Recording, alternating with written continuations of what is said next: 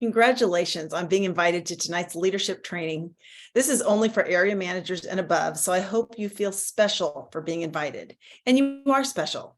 Leaders are highly valued at Park Lane. And you know why? Because just like John Maxwell says, everything rises and falls on leadership. And I'm assuming because you're here that you want to continue to grow your team and keep ranking up. And there's no reason you can't. You've recruited at least enough people to qualify for area, so you have proven you can recruit. But how would you like to take whatever size team you currently have and double it or triple it in 2023? Type yes with an exclamation point in the chat if that would be awesome. And you might be sitting forward thinking, yes, give me all the recruiting tips. And there will be some good ones this week, but tonight is about laying the foundation for you as a leader so that as your team grows, you are ready, confident, and able to lead a team of 10, 50, 100, or 2,000 stylists. Because if you develop as a leader and teach your stylists to become leaders, there's no reason why your team shouldn't explode in growth. But it all starts with you and what kind of leader you are going to be. There's a big difference between being a leader and being a servant leader. Traditional leaders tend to be people appointed to that role. Think of kings, dictators, someone who enforces others to work, and their main goal is the bottom line. In our industry, even if you wanted to be a dictator, not that I think you do, we're leading a volunteer army. If someone doesn't like your leadership, they are free to leave. With traditional leadership, it's all about the leader, how quickly you rank up, get a bonus, fulfill your dream. It's also called commission breath, and stylists can smell that a mile away. Leadership is not a title. Leadership is influence. And like John Maxwell says, if you're a leader and no one is following you, you're just taking a walk. Stylists want leaders who understand them, not just someone trying to make them work so they can earn a bigger commission check. Many stylists already have a full-time job with someone trying to make them work. We can be different. A servant leader simply puts the needs of others ahead of themselves. It sounds easy, right? And you might be thinking, well, of course I want to do that. But let's talk about what that exactly looks like and how you can put that into practice this year. I'm going to give you 10 strategies for effective servant leadership. Number 1, build a relationship with your stylists. They may have joined for the money, the jewelry, the programs, but they'll stay if there's a relationship. And relationship plus results equals retention. When you invest the time to really get to know your stylist, it builds trust, which leads to them following you and respecting you. Learning your stylist's dreams and passions and what will make Park Lane worth it for them is part of motivating them internally, which is stronger and lasts longer than a quick contest or a prize. Number 2, lead by example. The bottom line is don't ask people to do something that you're not willing to do yourself. We share verbiage all the time on how to reach out for parties and recruits, but are you also spending time on your own personal business? In order to stay relevant, we have to always be retailing and recruiting, especially recruiting. New stylists give energy to the entire team. When you recognize and welcome new team members, it shows everyone that recruiting is possible and that your team is growing. That creates momentum. Show up for trainings. If you're not there, you're telling your team that it is not important. On the Zooms, make sure your camera is on and that you're smiling and engaged. The more faces that are on, the higher the energy. I watched my son in his senior year of high school during COVID on Zoom every class. And I cannot imagine being those teachers talking to kids with everyone's camera off. It's hard to train to a bunch of names. So if possible, keep your camera on and encourage your team to do the same. And even if you've heard these trainings 1,000 times, take notes, make comments in the chat. If you take notes and engage, it's letting your team know that it is important. And be aware of how you treat others and what you're posting on social media. I remember years ago in my former company, seeing an executive director absolutely berate an employee at a hotel. She didn't know who I was, but I knew who she was.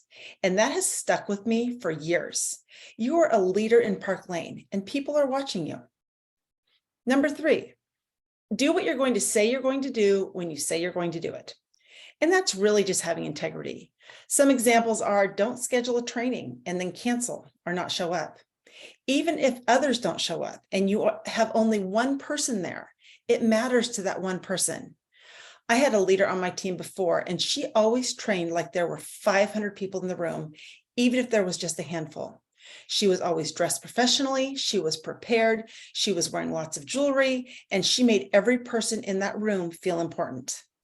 Everyone you come into contact with is wearing an invisible t-shirt that says MMFI, make me feel important.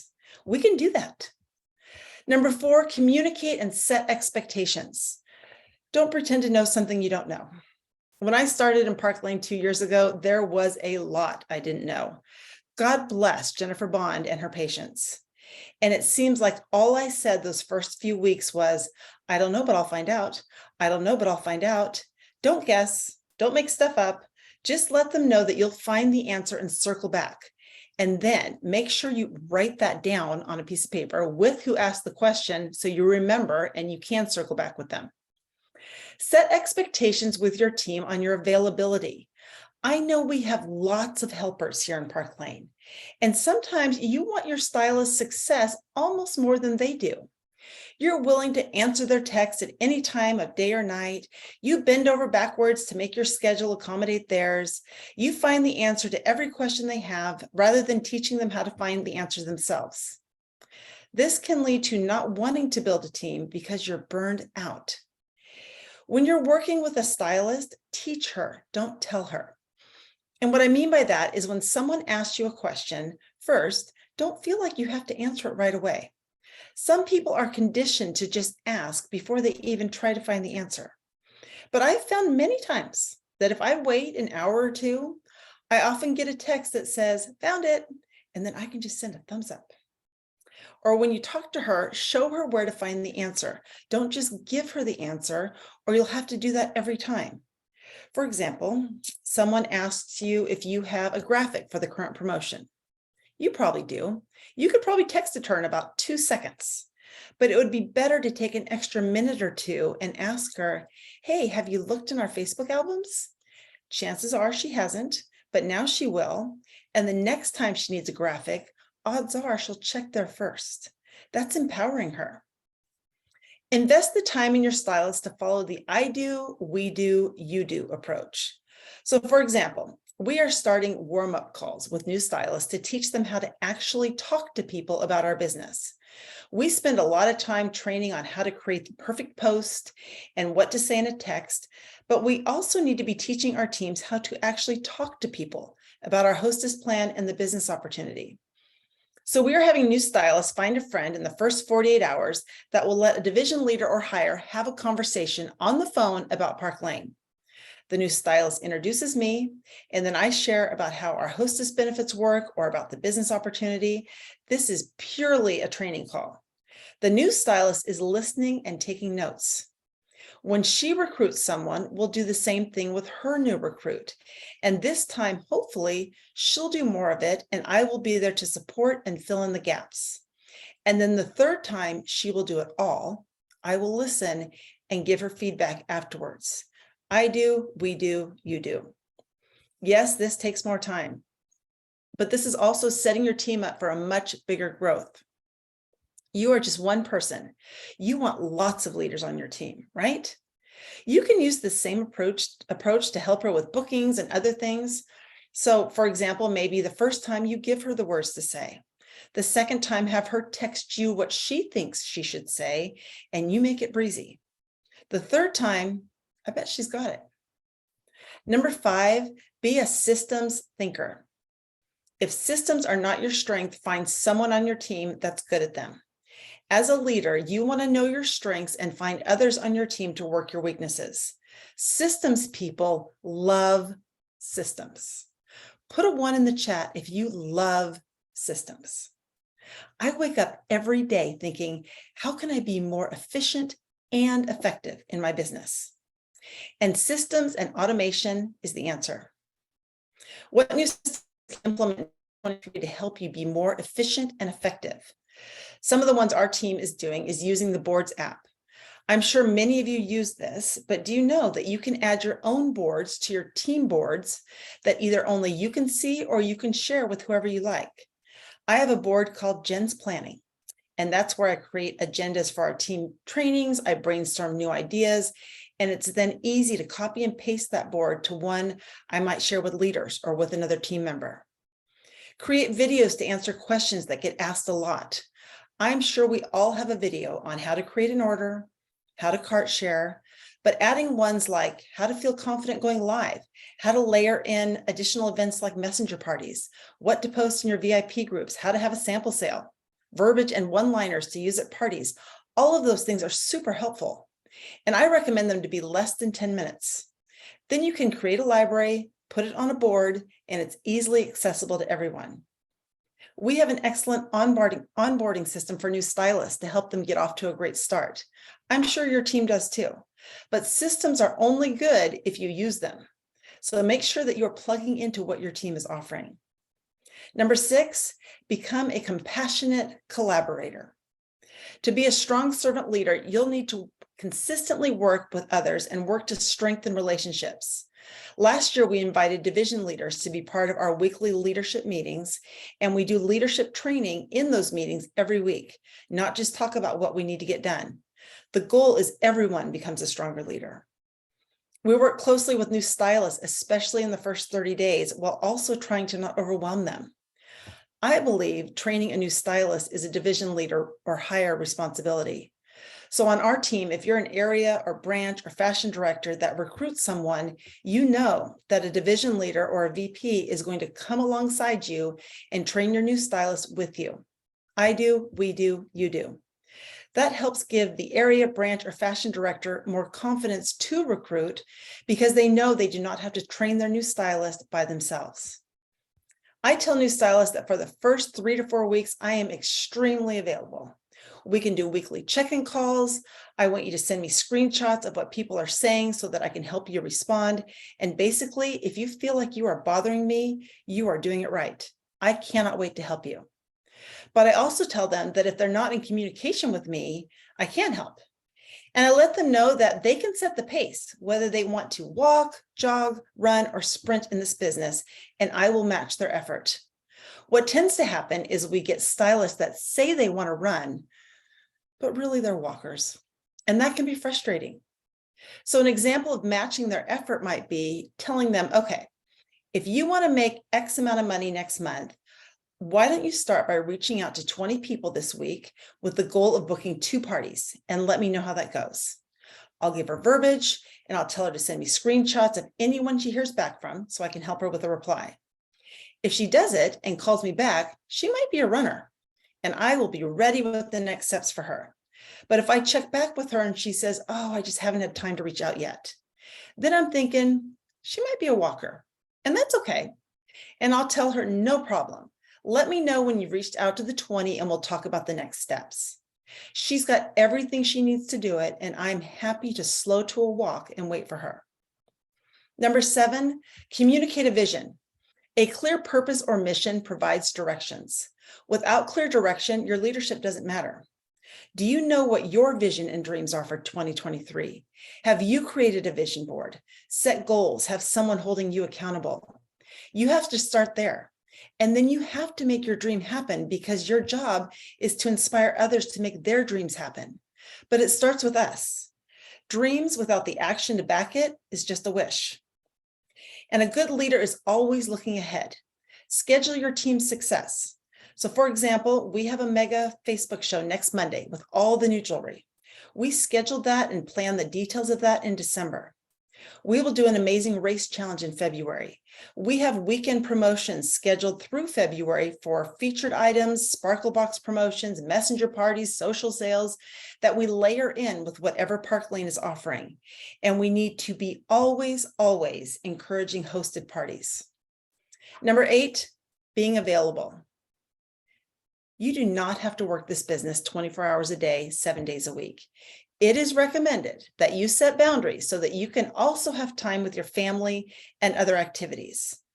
The problem with many of us leaders is we love this and we can happily work all the time.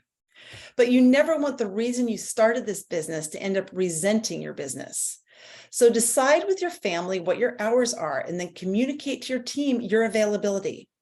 So much frustration happens because expectations are not clearly defined. You also do not have to respond or react to every message you get instantly, but it is courteous to respond within 24 hours.